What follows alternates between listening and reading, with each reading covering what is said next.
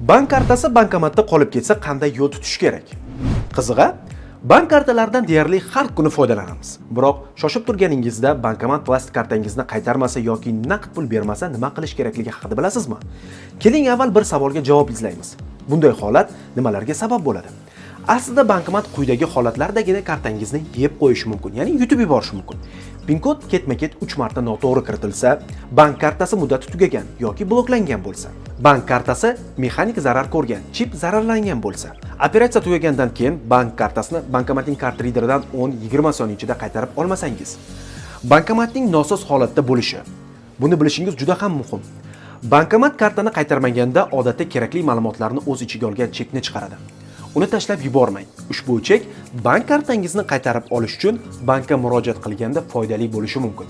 Agar bankomat sizga bunday chek bermagan bo'lsa, qayg'urishga hojat yo'q. Cheksiz ham bank kartangizni qaytarib olishingiz mumkin. Bunday holatlarda amalga oshirish zarur bo'lgan harakatlar ketma-ketligi. Amaliyotni bekor qilishga harakat qiling.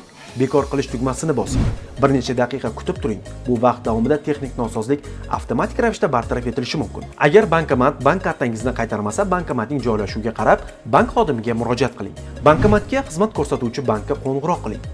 Bankomatning o'zida bank nomi va bank kartangizni qaytarib olishingiz uchun nimalar qilishingiz zarurligini tushuntirish uchun aloqa raqami haqida ma'lumotlar mavjud.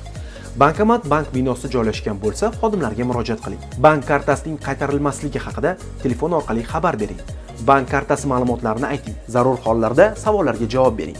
Bank xodimi sizga bank kartasini qaytarish uchun qayerga va qanday hujjatlar bilan murojaat qilishingiz kerakligini aytadi. Buni bilish muhim. Siz bankomatni urish yoki uni ochishga harakat qilib muammoni hal qilishga urinmang. Chunki ko'pchilik holatda asabingiz buzilib bankomatni qars-qurs qilib urish shart emas.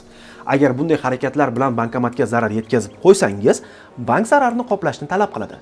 Xizmat ko'rsatuvchi bank vaziyatni o'rganib chiqib, holat bo'yicha tushuntirish olib boradi. Bank kartasini bir kun ichida qaytarib beradi. Yoki bank kartasiga zarar yetgan muddati tugagan taqdirda oldingi karta o'rniga yangi kartani chiqaradi. Xayr, salomat bo'ling.